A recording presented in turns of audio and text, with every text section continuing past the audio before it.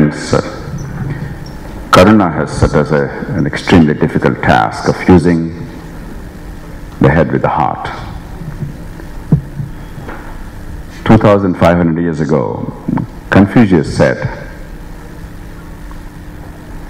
"The superior man understands what is right. The inferior man understands what will sell." The challenge is, how do you make the right thing sell? I know I'm challenging the marketing guys here because you're all taught how to sell. But I'm not particularly impressed if you sell very well, if you don't know what to sell.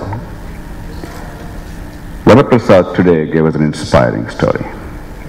It is truly uplifting.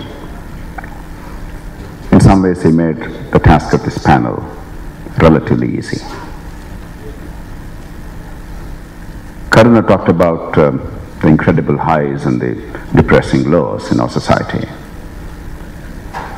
There's no reason to be unduly smug or self-congratulatory. We all celebrate the wonderful things about our country, but I think it will be useful to remember one simple number. 62 years ago, India's share of global GDP was 2%. We worked very hard for 44 years. We ran very fast, we worked very hard, and we had many plans and many executions and many governments. And by 1991, our share of global GDP was a grand 1%. In the past 18 years, we took many corrective actions, and with phenomenal efforts and with the incredible energy and entrepreneurship and enthusiasm of many of you here all around the country and abroad, we now came back to 2%. It took us 62 years of hard work and desperate catching up to remain where we were 62 years ago. I think that sobering thought is very important. Whenever we are very self-congratulatory, the world does not stand still. In the Emerging Markets Forum conference some weeks ago in Mumbai and Delhi, where an impressive scenario was laid out before us, that by 2039, in a generation's time, some of us may pass away, but I think most of you will very much be very active, not only be alive, but also active. By 2039, if we do the right things now, India would be the second largest economy in the world, next only to China, overtaking the United States. But if only we did the right things now.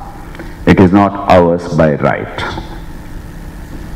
but it is a tantalizing possibility if we have the courage to accept this challenge. JayaPrakash talked about lack of resources. Yes and no. I don't think that's the real challenge. I think essentially India has the resources and also can harness resources. Of course, nobody has enough money. Only in that boring place called heaven do you have a situation where you have more money than your needs. I don't know why people aspire to go there. And certainly it's not a place for managers. And if you want to challenge anything, I don't mean to be disrespectful, but if you want to really confront challenges, heaven is not the place. This is the place, because all of our innovation, adaptation, and leadership are about bridging the gap between our limited resources and unlimited wants. And that's what makes life so exciting. So let's take the fundamental challenge as I see it.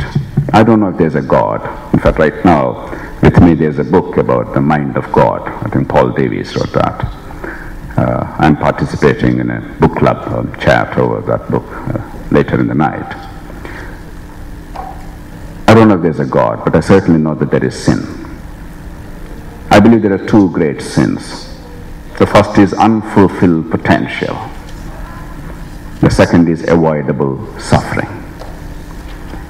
And if you measure the sum total of sin in a society by these two yardsticks, sadly, the most God-fearing nation on earth, our very nation, would also be the most sinful nation on earth. It's not a happy thought. But the good news is, as Varaprasad has demonstrated, we can dramatically, radically alter it if we have the courage and conviction and daring and leadership. Take innovation. There are many areas. Education is crying for innovation. Last night, I spent a good hour with Nandan, Nilakeni and Rohini, good friends. Nandan was actually asked to do something about education, but then the political class lost nerve and said, no, you're too radical and it won't work, and therefore no, do something more technically oriented. And therefore he ultimately is now doing this citizen numbering, whatever you call it, universal or unique identification system. The point is, education requires a lot of fixing. After 10 years of morons presiding over the greatest expansion of higher education in the history of this country, a cynical man called Arjun Singh and an obscurantist called Murali Manohar Joshi, they did everything possible to undermine the talents and the abilities and the skills of our young people.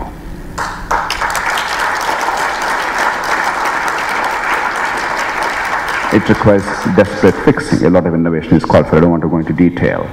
Take healthcare. Take skills. Take issues like reservations, our social institutions, and this whole issues of equity. And we all know the problems, the zero-sum game, and people who want it to perpetuate, and people who don't want it to seize instantly. And there's no meeting point. It's a zero-sum game. And you have to find innovative solutions. There is no cut and dried solution. You have to find an acceptable solution in a complex society. Because really, governance is about reconciling conflicting interests in a complex society. Take healthcare. Varaprasad talked about his travels and success, and yet his failure to get hepatitis B vaccine included in the immunization schedule. Let me talk about another problem of a similar kind. Every year, 500,000 children are born in this country with preventable congenital abnormalities. 500,000 children, either congenital heart disease or blindness and deaf mutism or absence of some limbs, deformed limbs or absence of some limbs.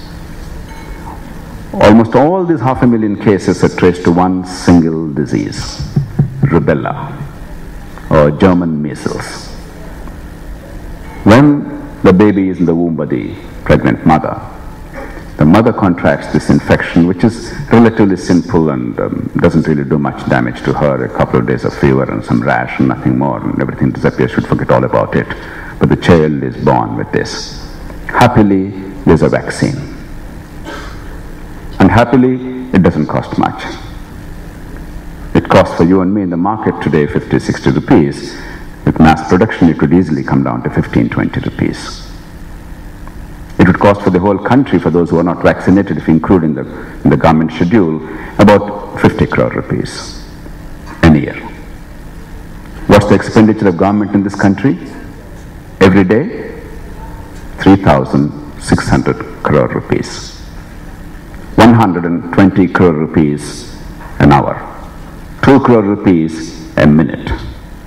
And yet 500,000 children are born in this country because their mothers, before marriage or before pregnancy, were not immunized against this very simple disease. It took us 50 years after Jonathan Salk and Sabine discovered respectively the